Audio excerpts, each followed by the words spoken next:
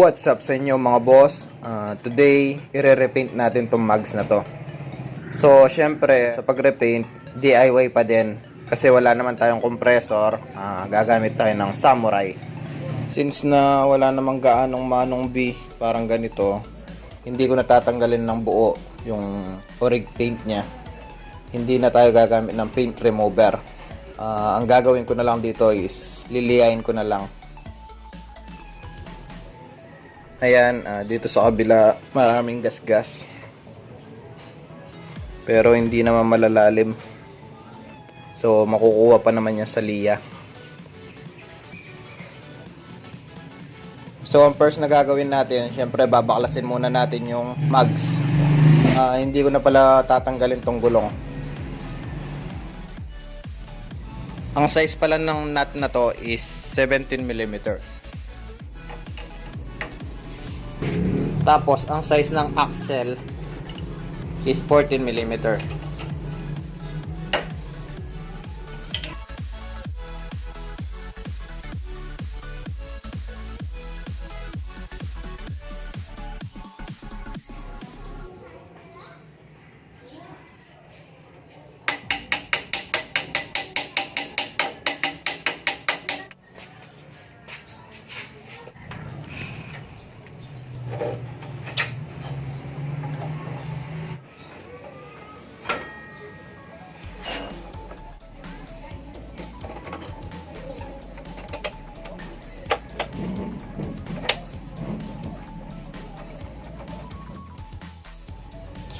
Ayan mga boss, natanggal na natin. So, tatanggalin din natin pala tong disc niya.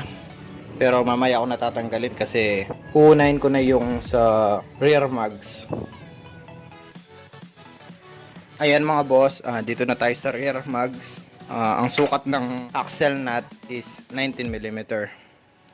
Tapos yung mismong axle is 14.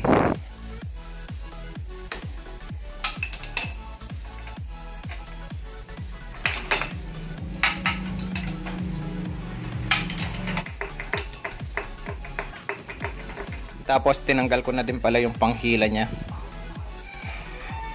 Ito yung isa.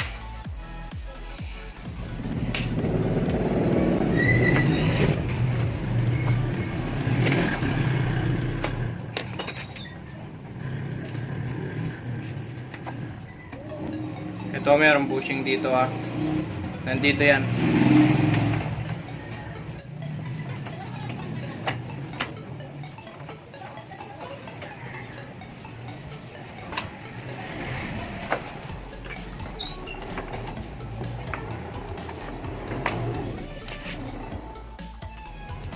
So ito na mga boss, tatanggalin ko lang tong mga rubber damper. Ayan, 4 na set yan. Bago natin sila liyahan, linisin muna natin. Tapos para tanggalin ko na din yung disc.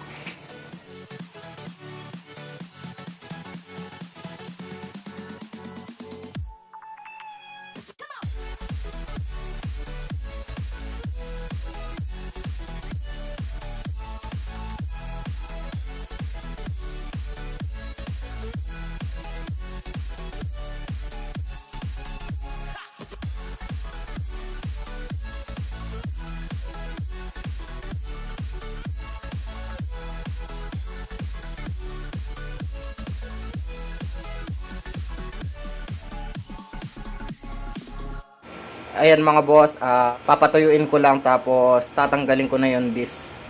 So ayan mga boss, natuyo na. So pwede na natin tanggalin tong disc. Ayan, meron lamang 5 na 10mm na nut.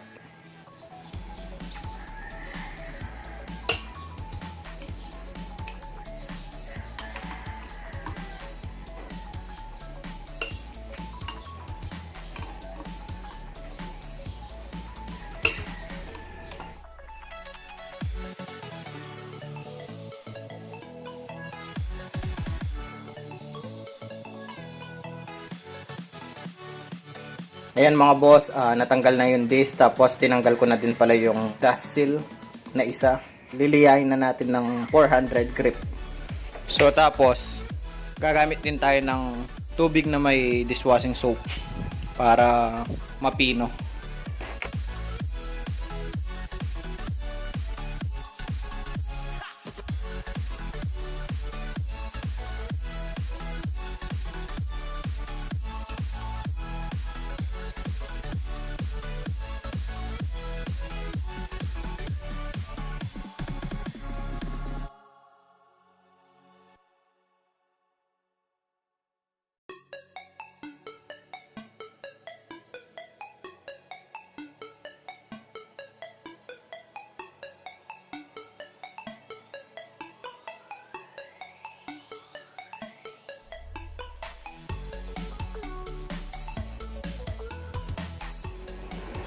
So ayan mga boss, natapos na nating liyahan ng 400 grip. Tapos lilinisin lang natin and then papatuyuin, tapos first coat ng primer.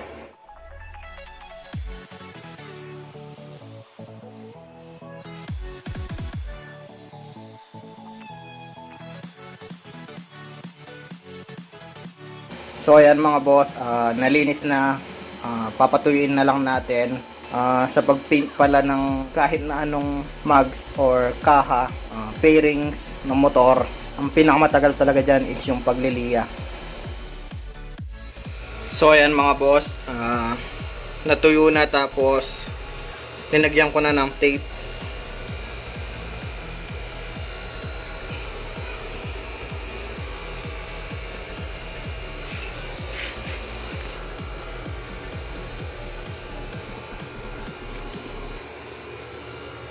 Ayan.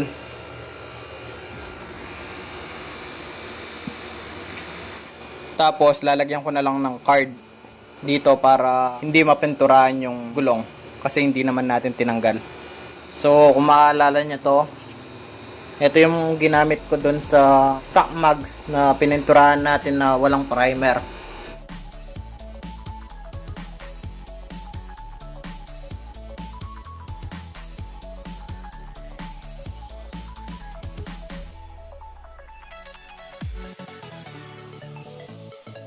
So ayan mga boss, nalagyan ko na lahat, kabilaan yan, ready to paint na. So ang gagamitin muna natin is yung primer.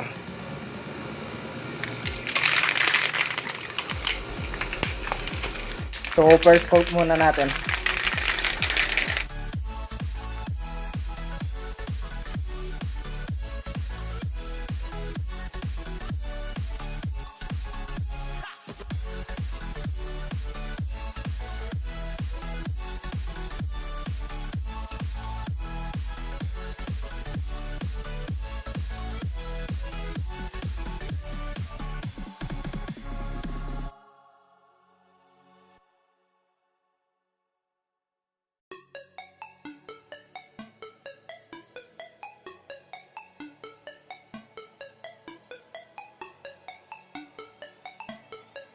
So ayan mga boss, ayan na yung primer, first coat.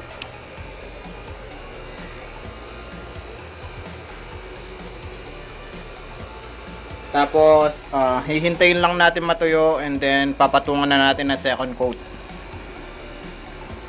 So ayan mga boss, tuyo na yung first coat and then second coat na tayo.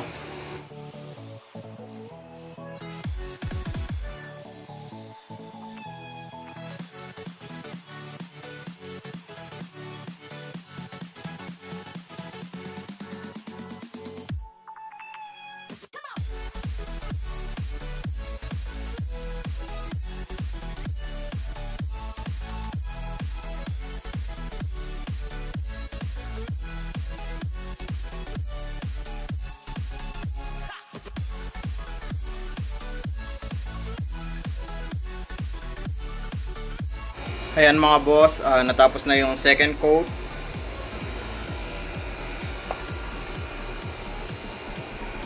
Papatuyuin na lang natin, tapos papatungan na natin ng gold. So ayan mga boss, after ng ilang minutes, o to be exact is 15 minutes, tuyo na. So gagamitan na natin ng, o isprayan na natin ng gold. Ito nga pala yung code. Wala akong mabili na sparkling gold. Pero mas maganda yung sparkling gold kasi parang metallic yung dating nun. Kasi merong mga glitters. So, i-apply na natin yung first coat.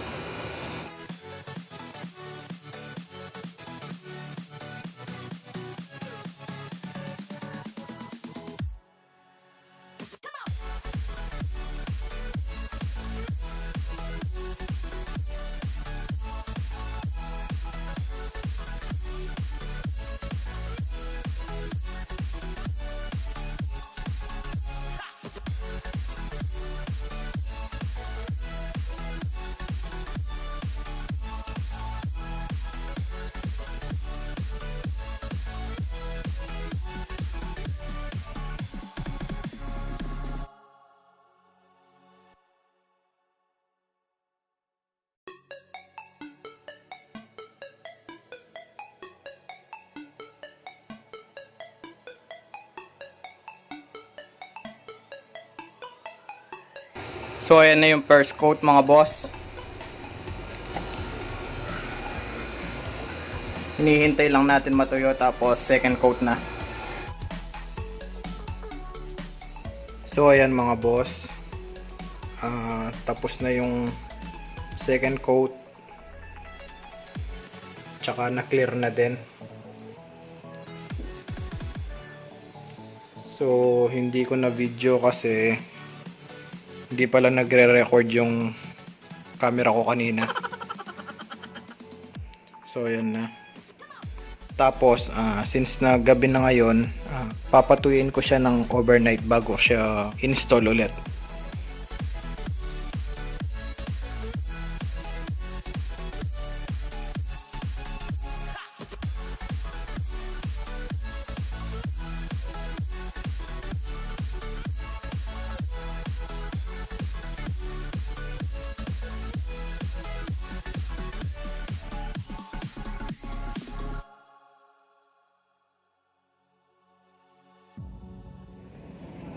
So ayan mga boss, after ng overnight na pagpapatuyo natin, ayan na.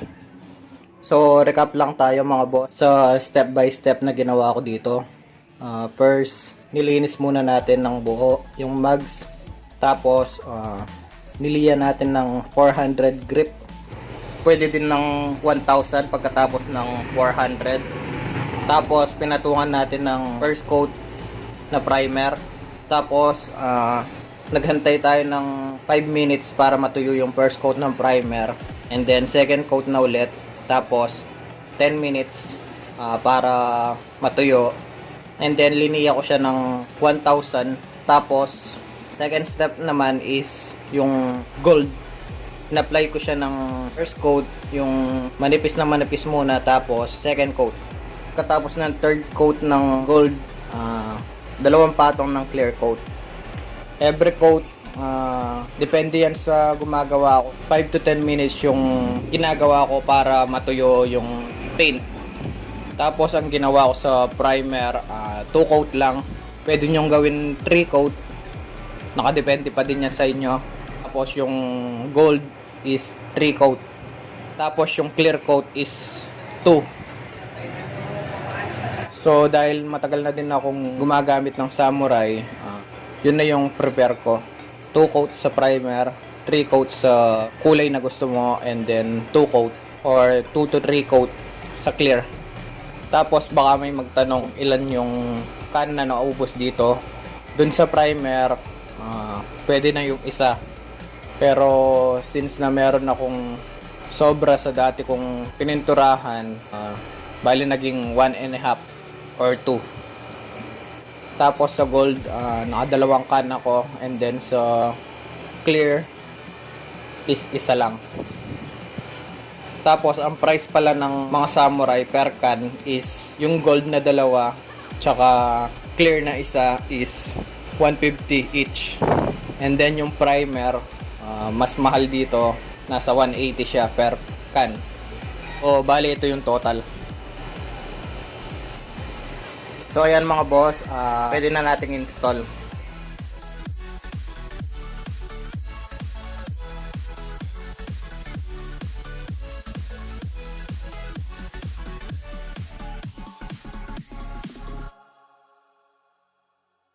Ayan mga boss, na-install na natin yung disc. I-install naman natin is yung sa dust seal.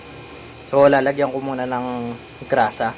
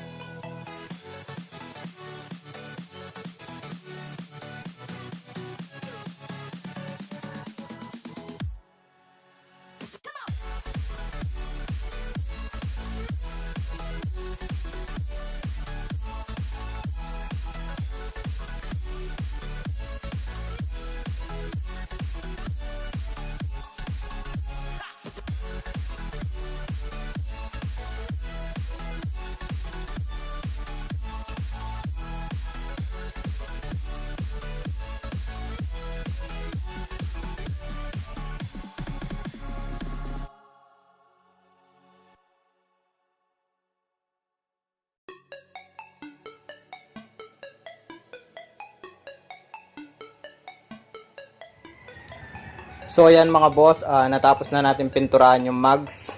Tapos na din yung project natin dito. Isasahuli ko na yung motor. So ito na rin yung last na tutorial dito sa motor na to or kay Honda Wave 125 Gilas. Doon pala sa mga nagtatanong kung wala na si Legendary or si Suzuki Smash. Nandito pa yan mga boss.